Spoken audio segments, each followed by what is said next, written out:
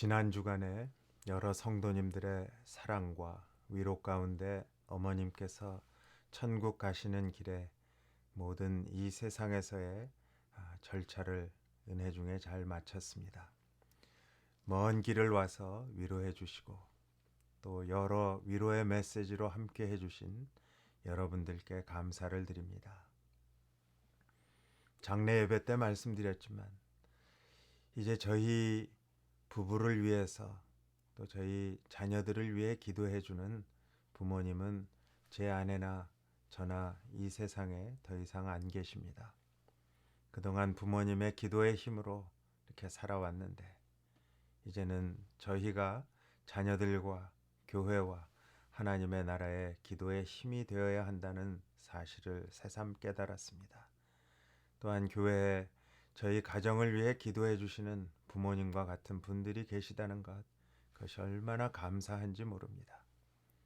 서로를 위해 기도하는 믿음의 공동체를 생각하면서 다시 한번 여러분들에게 감사를 드립니다.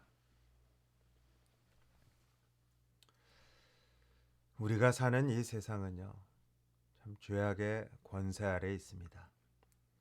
본래 하나님께서는 인간에게 이 세상을 다스리라고 이렇게 맡겨주셨습니다.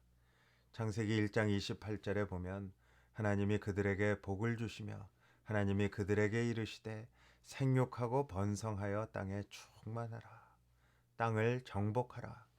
바다의 물고기와 하늘의 새와 땅에 움직이는 모든 생물을 다스리라고 하였습니다. 그러나 인간이 스스로 하나님이 주신 이 명령을 거역하고요. 마귀에게 이 권리를 내어주고 말았습니다. 그래서 지금은 죄와 마귀의 세력이 이 땅을 지배하고 있습니다. 어린 여자아이를 납치해서 못된 짓하고 불태워 죽이고 사람이 먹는 음식에 나쁜 물질을 넣어서 어린이를 포함해서 여러 명 죽게 하는 것, 참 인간으로서 도저히 할 수 없는 일입니다. 마귀가 그들 속에 들어가서 역사하는 것이죠. 하나님이 주신 양심을 가지고는 절대로 그런 짓들을 할 수가 없는 겁니다.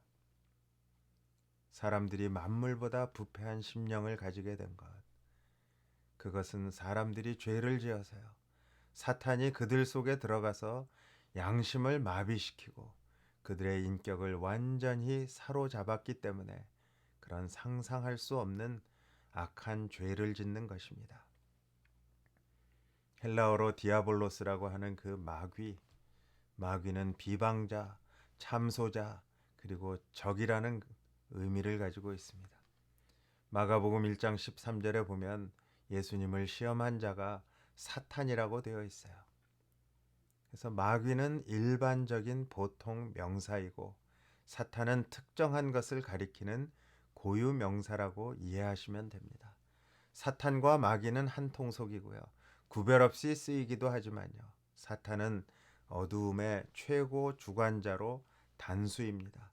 그리고 마귀는 사탄을 포함한 모든 타락한 천사들을 가리키는 복수 총괄적으로 부르는 그러한 명칭입니다.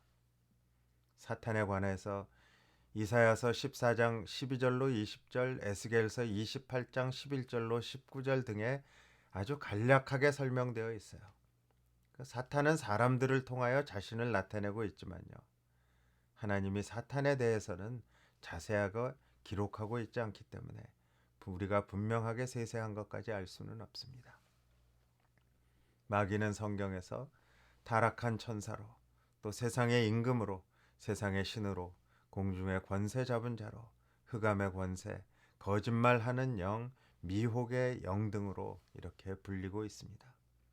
근데 그 마귀가요, 두 가지 방법으로 사람들을 속이고 사로잡고 있습니다. 첫 번째는 사람들에게요, 마귀의 존재를 부인하게 하는 거예요. 자유주의자들은 성경에 분명하게 나와 있는 이 마귀의 활동을요, 인간의 불완전한 인격의 부산물이다, 이렇게 이야기합니다. 그래서 불완전한 인간들로 구성된 어떤 그 세상의 환경의 모순 때문에 나오는 폐기물이다, 내지는 그늘진 음지에 불과하다, 이렇게 마귀를 평가절하합니다. 어떤 사람들은 마귀는 인류가 오래전에 두려움의 산물로 만들어낸 신화와 같이 만들어진 이야기일 뿐이다. 그리고 현대 과학 시대에는 아무도 현실로 받아들이지 않는다. 이렇게 이야기합니다. 만약 이런 주장을 받아들이게 되면요, 죄의 근원을 선명할 수 없게 됩니다. 죄의 책임을 전적으로 하나님께 돌려야 하기 때문에 그래요. 이것이 바로 마귀가 노리는 최종의 목표입니다. 이 세상의 모든 고통과 모순의 마지막 책임을 하나님께 돌림으로써 사람들에게 하나님에 대한 증오심을 일으켜서 사람과 하나님 사이를 이간질하려고 하는 것이 마귀의 목표예요. 마귀는 자신이 은폐되는 곳에서는 아주 활개치면서 마음대로 활동합니다. 그리고 마귀의 존재를 인정하는 그런 영역에서는 아주 은밀하게 조심해서 행동의 제한을 받게 됩니다. 마귀는 자기 존재를 부인하는 사람들을 아주 확 사로잡아서요, 이용하며 존재를 인정하고 대적하는 사람들과는 싸우는 겁니다. 그러므로 표면적으로는 마귀의 존재를 인정하지 않는 사람에게 마귀는 없는 듯이 은폐되어 있어요. 근데 마귀에게 완전히 사로잡힌 사람은 마귀의 존재를 인정할 자유까지 사로잡혀 있는 거예요. 마귀가 자기를 마귀라고 하지 않기 때문에 그렇습니다. 만약 여러분에게 마귀의 실존성, 인격성이 불확실하게 여겨지면요, 여러분은 마귀에게 자기의 생각의 자유를 빼앗겼다고 여기면 돼요. 마귀를 인정하지 않는 세속 사회 속에서 백주 대낮에 대로에서 마귀는 삼킬 자를 사자와 같이 으르렁거리면서 찾고 다닌다. 베드로전서 5장 8절의 말씀입니다. 마귀는 왜 자신의 존재를 부인하게 만드는 것일까? 그것은 사람들을 거짓된 안전에 묶어두고자 하는 거예요. 또한 사람들 주위에 일어나는 모든 사건들을 우연이라는 포장을 해서 사람들의 영적인 눈을 어둡게 하려는 그런 마귀의 의도입니다. 세계적인 베스트셀러 작가이자 정신과 의사인 스캇 팩이요, 자신이 쓴 그 거짓의 사람들이라는 책에서 그 자신의 상담 케이스들을 통해서 마귀의 실체와 그로 인한 사람들의 사악함과 고통에 대해서 참 잘 설명해 주고 있습니다. 상당한 사례 중에 또 상당수가 자신들이 얼마나 깊이 악한 영에 사로잡혀 있는지를 전혀 모르고 있다는 사실이 더 충격적이고 비통하게 여겨진다. 스카펙이 그렇게 말하고 있어요. 마귀가 사람들을 속이는 그러한 두 번째 방법이 있는데요, 그거는 마귀의 존재에 그냥 푹 빠지게 하는 거예요. 그러니까 첫 번째와는 완전히 반대죠. 마귀, 귀신, 악한 영들에 너무나 사로잡혀서 모든 것을 귀신의 문제로 보게 하는 거예요. 그래서 심지어 감기가 걸려도요, 감기 귀신이 걸렸으니까 축사를 함으로 감기 귀신을 쫓아내고 치유받아야 한다. 그렇게 주장하는 거예요. 그러니까 감기 약 먹으면 되는데 감기 귀신을 쫓아내야 한다. 이런 사람들이 다니는 교회에 지도자가 이런 말을 했어요. 120세까지 살지 못하고 죽는 사람의 영혼이 귀신이 된다는 거예요. 참 엉뚱한 주장입니다.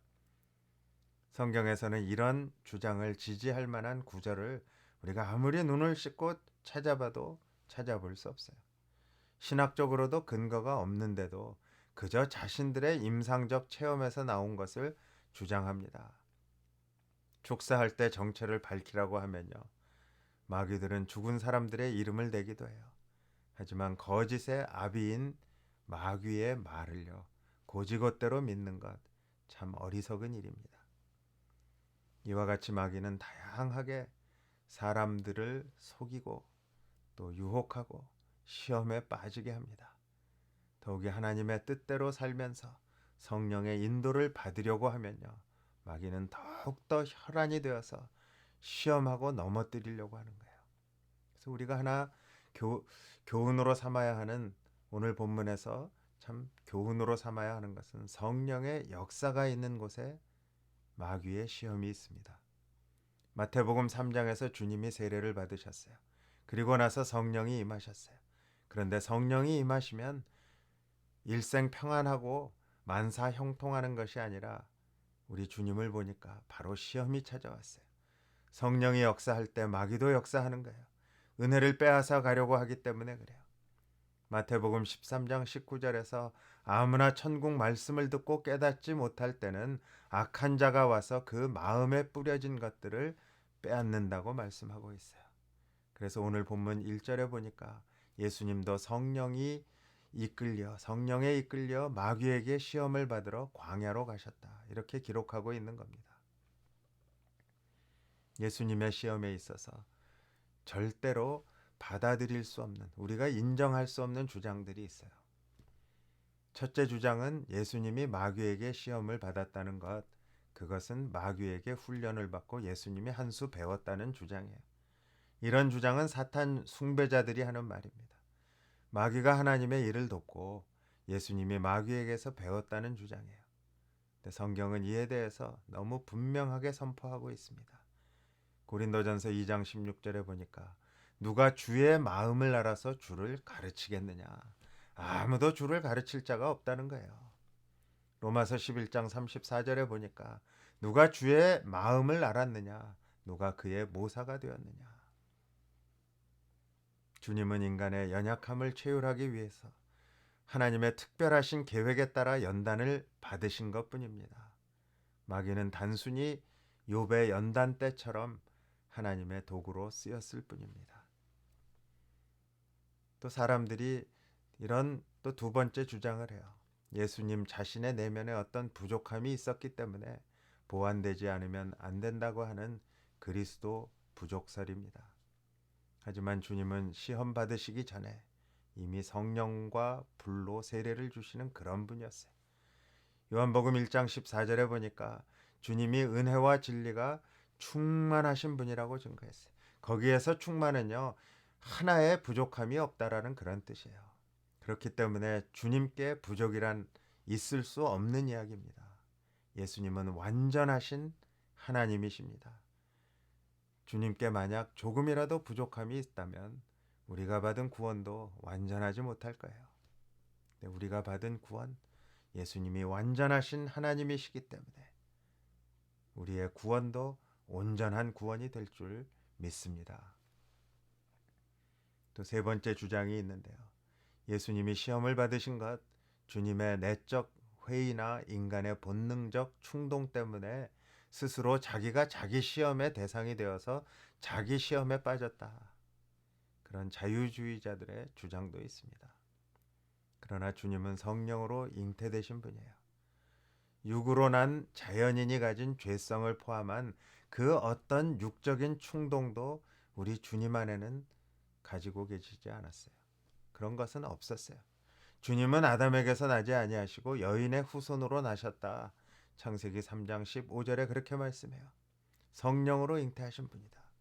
예수님은 우리와 같은 성정을 가졌지만 죄는 없으신 분이다. 히브리서는 그렇게 증거합니다. 여기서 우리가 깨닫게 되는 것은요. 먼저 시험을 받는 것 자체는 죄가 아니라는 거예요. 예수님은 죄가 없지만 그래도 시험을 받으셨어요. 마귀는 광야에서 한 번만 주님을 시험한 것이 아니라 계속해서 시험했어요. 복음서에 보면 마귀는 일생 동안 예수님을 계속해서 시험했어요. 그래서 예수님이 십자가에서 죽기까지 시험하고 하나님의 구속의 역사를 방해하려고 했던 것이에요. 주님도 시험을 당하셨으니까 우리같이 연약한 자들에게는 시험이 없을 수 없는 겁니다. 그러나 한 가지 알아야 할 건요. 시험 받는 것 자체는 죄가 아니라는 사실이에요. 예수님도 시험을 받으셨지만 죄는 없으셨어요.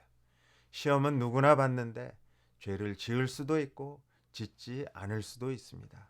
시험 자체를 피할 수는 없지만 그 반응에 따라서 죄를 지을 수도 있고 안 지을 수도 있다는 거예요. 그래서 시험을 당하는 것이 죄가 아니라 시험에 빠지는 것이 죄입니다. 그렇기 때문에 우리가 이 세상을 살면서 시험을 피할 수는 없지만 그 시험 때문에 절망하고 그 시험 때문에 타락하지 말고 반드시 시험을 이겨내야 합니다. 주님이 가르쳐 주신 기도에도 보면 시험에 들지 말게 하옵시고 이렇게 가르쳐 주셨어요. 그러니까 죄는 행위에 따라 결정되기보다는 우리의 존재와 관련돼 있어요. 육으로 난 자는 육체의 열매를 맺습니다. 그런데 성령으로 난 자는 성령의 열매를 맺습니다. 육체 아래 있는 사람은 죄 아래 있고 죄 아래 있는 사람은 마귀에게 속하여 있는 거예요. 마귀는 누구나 시험하지만 내면의 반응에 따라서 죄가 형성되기 때문에 사실상 시험은 안에서부터 온다고 할 수 있어요. 우리 안에서부터. 오직 각 사람이 시험을 받는 것은 자기 욕심에 끌려 미혹됩니다. 야고보서에서 그렇게 말씀해요. 우리 안에 있는 육체란 자아입니다. 이 자아는 마귀와 야합한 아담이에요. 마귀는 우리 자아를 통해서 자기를 표현하고 있어요. 자아, 즉 육은 마귀가 자기의 방으로 여기면서 자기를 숨기는 은신처로 삼습니다. 뱀은 흙을 먹고 산다고 창세기 3장 14절에 말씀해요. 흙이란 하나님의 생기가 떠나버린 인간의 자아를 가리킵니다. 거듭나지 아니한 자연인으로서의 자아가 아무리 아름다운 생각과 행위를 만들어내려고 해도요. 그것은 마귀를 돕는 일일 뿐인 거예요. 그래서 로마서 8장 7절에서 육신의 생각은 하나님과 원수가 된다 그랬어요. 그래서 이는 하나님의 법에 굴복하지 아니할 뿐 아니라 할 수도 없다 그랬어요. 그렇기 때문에 마귀를 이기기 위해서는요. 자아 대신에 그리스도로 바꾸어야 합니다. 그리스도인이란 단순히 기독교를 배워서 아는 사람이 아니라 자아가 죽고 그 안에 그리스도가 사는 사람입니다. 여러분의 힘으로 마귀를 대적하지 말아야 하는 거예요. 여러분 안에 계신 주님을 의지해야 합니다. 마귀를 이기신 이는 오직 주님뿐이신 거예요. 하나님의 아들이 나타나신 것은 마귀의 일을 멸하려 하십니다. 요한일서 3장 8절에 그렇게 말씀해요. 근데 예수님은 왜 시험을 받으셔야 했을까? 예수님은 첫 아담이 에덴 동산에서 완전히 실패한 것을 온전하게 회복시키기 위해서 시험을 받으시고 승리하신 것입니다. 하나님은 에덴 동산에 인간에게 필요한 모든 것을 완전히 마련해 주셨어요. 그리고 또 풍성하게 하셨어요. 하나님은 인간만 하나님의 형상으로 만드시고 인간과 인격적인 사랑의 관계를 지속하면서 교제하기를 원하셨습니다. 이 관계는 특별한 관계이기 때문에요. 특별한 조건이 전제되고 있어요. 여러분 결혼이라고 하는 신비한 연합 관계에 있어서도요. 모든 것을 다 주고 섬기고 용서하고 이해할 수 있지만요. 배우자 한 사람만 사랑해야 한다는 그 최소한의 조건이 필요한 것과 같은 이치입니다. 그래서 하나님은 선악을 알게 하는 나무의 열매를 동산 중앙에 두셨어요. 그리고 사람과의 특별한 관계에 대한 최소한의 계약을 세우셨어요. 무수하게 많고 풍성한 열매들을 마음껏 먹을 수 있는 가운데서 단 한 가지만 먹지 말라고 하신 것, 그것은 지키기 어려운 명령이 아니기 때문에요. 최소한의 계약이라고 할 수 있는 거예요. 그래서 사람은 자신의 육신의 욕망을 따라 사는 것이 아니라요. 말씀을 따라 사는 언약의 관계로 존귀하게 지음받은 것입니다. 아담은 육신적으로 배가 고프거나 먹을 것이 없는 그런 환경에 처한 것이 아니었어요. 하나님이 금하신 열매를 반드시 먹어야만 하는 먹어야만 사는 그러한 불가항력적인 상황도 아니었습니다. 그렇기 때문에 아담이 이 열매를 먹은 것은요. 절대로 변명할 수 없는 완전한 실패입니다. 아담이 마귀에게 죄를 이렇게 전가시킬지 모르겠어요. 그러니까 핑계를 댈지 모르겠어요. 마귀 때문이다. 그렇지만 분명히 아담 속에는요. 마귀의 유혹을 통해서 자기의 호기심을 만족시키려는 고의적인 의도가 숨어 있었던 것입니다. 그러므로 아담은 능동적인 공범자로서 완전히 실패한 거예요.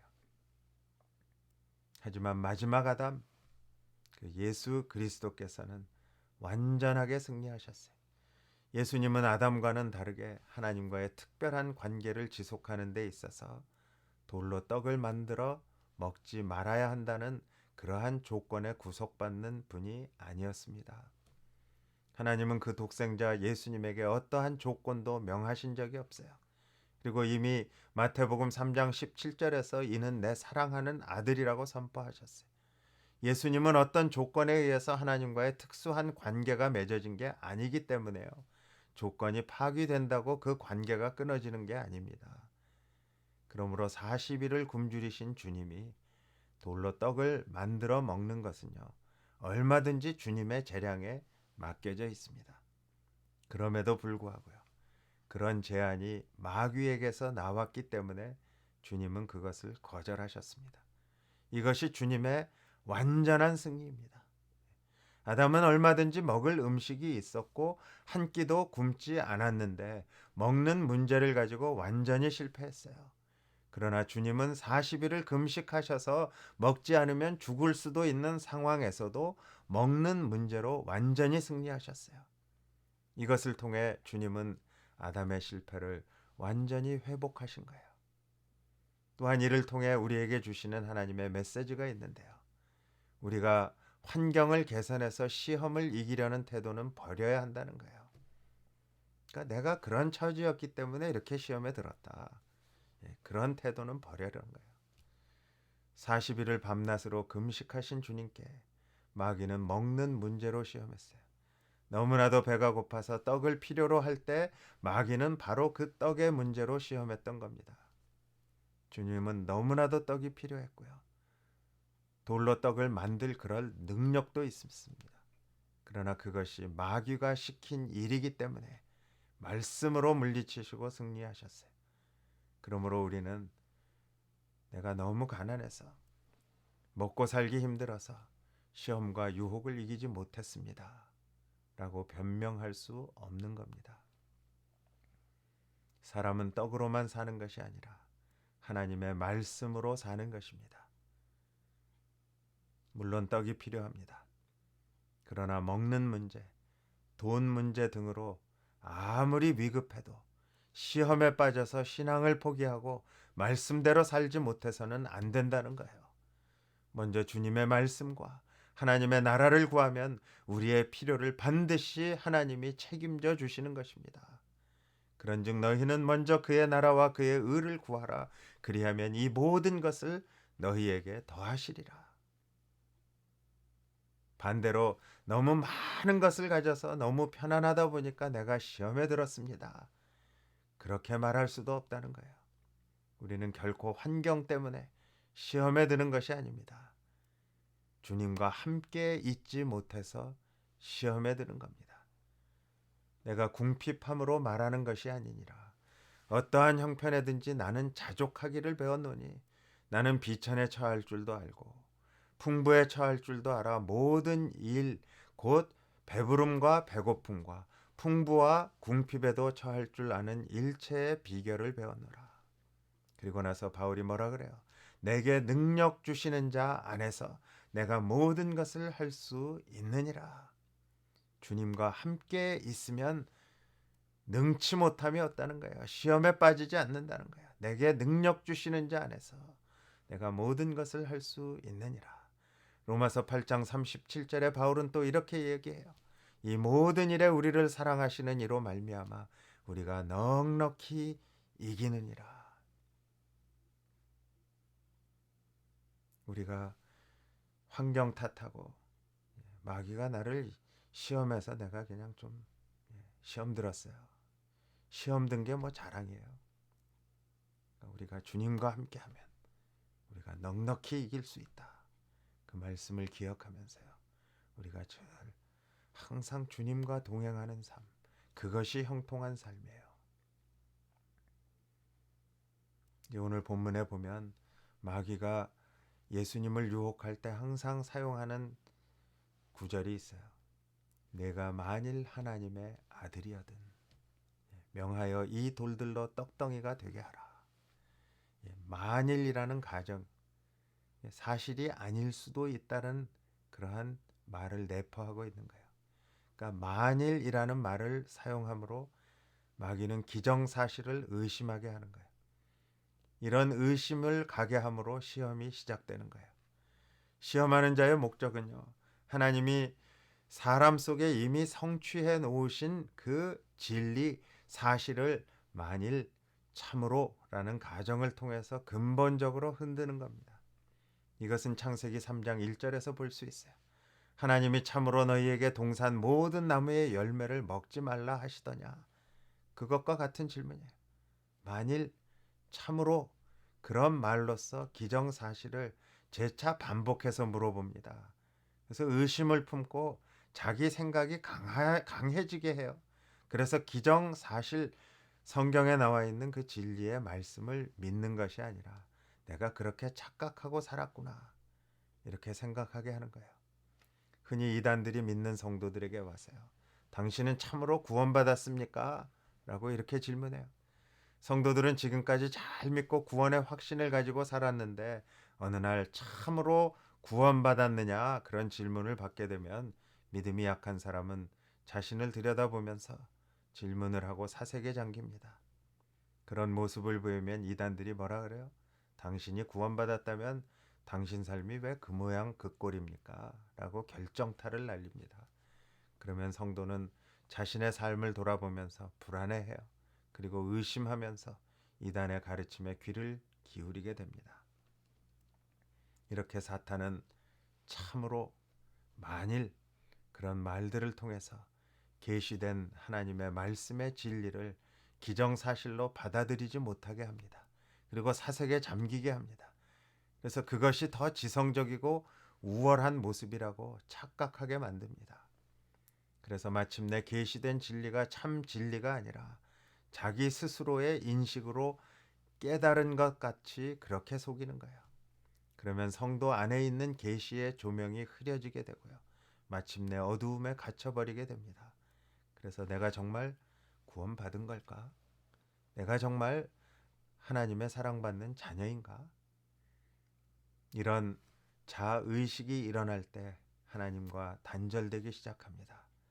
그리고 고립이 되어서 어두움 속으로 추락하게 되는 거예요. 인간은 타락 이후 존재 자체가 불안하기 때문에요, 스스로 아무리 많은 사색을 해도요, 선한 것이 절대로 나오지 않습니다. 더 큰 의심과 혼동과 허무만 불러올 뿐입니다. 그러므로 우리의 믿음은요, 인간의 노력이나 사색이 아닌 하나님의 말씀 위에 서야 합니다. 그러므로 믿음은 들음에서 나며 들음은 그리스도의 말씀으로 말미암았느니라. 그리고 모든 사색을 우리는 기도로 바꾸어야 합니다. 우리 안에 있는 모든 의심과 불안과 두려움도 주님께 아뢰면 주님은 참된 진리로 해답을 알려주시고 세상이 알지 못하는 평강으로 채워주시기 때문입니다. 금주의 말씀으로 주보에 적어드린 그 빌립보서 4장 6절 7절의 말씀 한번 다 같이 보시기 바랍니다. 아무것도 염려하지 말고 다만 모든 일에 기도와 간구로 너희 구할 것을 감사함으로 하나님께 아뢰라. 그리하면 모든 지각에 뛰어난 하나님의 평강이 그리스도 예수 안에서 너희 마음과 생각을 지키시리라. 믿음은 하나님의 선물이기 때문에 직관이지 의식화의 노력을 통해서 얻어지는 것이 아닙니다. 주님을 잘 믿던 사람이 갑자기 예수님을 믿고 구원받는 사실이 전적인 하나님의 은혜가 아니라 자기가 노력해서 얻었다는 생각이 들게 되면요, 그 사람은 만일 참으로 하는 그러한 가정법을 이용하는 마귀의 공격을 받은 것이 분명한 거예요. 배우자를 사랑하려고 노력한다면 이미 부부간에 문제가 생긴 겁니다. 노력한다는 것은 이미 사랑하지 않는다는 거예요. 사랑은 나도 모르게 자연스럽게 안에서 흘러나오는 것이죠. 노력해서 되는 것이 아니기 때문에 그렇습니다. 마귀가 우리 사람들을 시험할 때요, 그 시험이 굉장히 점진적입니다. 여기에 우리가 조심해야 돼요. 마귀는 절대로 내가 하나님의 아들이 아니다 이렇게 시험하지 않습니다. 만일 하나님의 아들이라면 하면서 애매모호하게 접근합니다. 이것은 정면 부인이 아닙니다. 유사 부인이에요. 마귀의 시험은 이와 같이 점진적이에요. 세상의 성도들에게 정면으로 그리스도를 부인하라 이렇게 말하지 않습니다. 그래서 세상 친구들이 성도들에게 뭐라 그래요? 오늘 혀 구부러지게 한번 마시고 놀자 이렇게 유혹하지 않습니다. 그냥 딱 한 잔만 하자. 그러면 그래 한 잔인데 하고 같이 마시다가 한 잔이 두 잔이 되고요. 두 잔이 세 잔이 되고 또 이상한 데도 가게 되는 거예요. 주일날 절대로 교회 가지 마라. 이렇게 사탄이 유혹하지 않습니다. 열심히 다니는 거 좋은데 1년에 한두 번쯤 어떠냐. 한두 번 교회 빠진다고 하나님이 벌 주시고 너를 지옥에 보내겠느냐. 너무 율법적인 신앙 그거 좋은 게 아니다. 이렇게 이야기합니다. 우리 안에서. 그렇게 한두 번을 빠지기 시작해서 세 번, 네 번 그리고 교회를 떠나게 하는 거예요. 그런데 회사나 사업은요. 우리가 아무리 아프거나 아주 특별한 일이 없는 한 절대로 빠지거나 문 닫지 않습니다. 내 육신에 먹고 사는 문제가 달렸기 때문에 그렇습니다. 육신적인 것에만 빠져 있으면 우리는 안 됩니다. 영원한 그 영혼의 문제를 우리가 좀 돌봐야 합니다. 그러나 우리는 영혼이 눈에 보이지 않는다고 너무 쉽게 생각하는 것 같아요. 우리 육신이 잘 먹고 잘 살기 위해서는 미친 듯이 일하고 하루 세끼 밥 꼭 먹고요. 운동도 해주고 겉모습을 잘 보이기 위해서 엄청난 돈을 들여서 수술도 하고 화장도 하고 비싼 옷을 사입고 온갖 것들 다 합니다. 그러나 그 육신을 위한 노력의 10분의 1도 영혼을 위해서 쓰지 않습니다. 마귀는 자꾸 썩어질 육체를 위해 살라고 우리에게 이야기하는 거예요. 차가운 돌을 명하여 떡이 되라고 자꾸 하는 거예요. 그러니까 비인격적인 것들을 위해 네가 좀 살아라. 돈을 위해 살아라. 먹고 마시는 문제가 최우선이다. 이렇게 유혹합니다. 그러나 우리가 명심해야 할 것은 성도는 영혼의 양식인 하나님의 말씀으로 삽니다. 육신적인 것도 분명히 필요하지만요. 우리 인생의 목표는 먹는 것이 아닙니다. 돈이 아닙니다. 영원한 삶, 하나님의 말씀, 그리고 영원한 사랑을 우리 인생의 목표로 삼고요. 구원의 은총을 주신 우리 인생의 왕이 되신 예수님이 마귀의 시험을 이기신 것과 같이 우리도 육신의 생각으로 유혹하는 그 마귀의 시험을 하나님의 말씀인 영의 생각으로 이겨내고 승리하는 그러한 우리 모두가 되기를 주님의 이름으로 축복합니다. 사랑의 아버지 하나님 감사합니다. 우리에게 이렇게 귀한 말씀으로 깨닫게 하시고 또 은혜를 주시니 감사합니다. 예수님께서 참 세례를 받으시고 성령의 충만함 가운데 있는 중에 마귀의 시험을 받으셨지만 이기신 것과 같이 우리도 이 세상의 생각, 마귀의 생각, 육의 생각 그런 것들로 유혹해 오지만 우리가 참 주님의 말씀으로 물리치게 하시고 주님이 주시는 그 크고 놀라운 세상이 줄 수 없는 평안을 가지고 우리가 넉넉히 이겨나가는 그러한 큰 믿음의 사람들이 될 수 있도록 하나님 축복하여 주시옵소서. 우리가 지금 처해 있는 상황을 보면 환경의 탓을 해야 하는 그러한 경우가 많이 있습니다. 코로나 바이러스로 인해서 대면 예배를 드리기가 힘들고 온라인 예배를 드리게 되면서 점점 하나님을 향한 우리의 뜨거운 그 열심과 사랑이 식어져 가는 것들도 저희들이 체험합니다.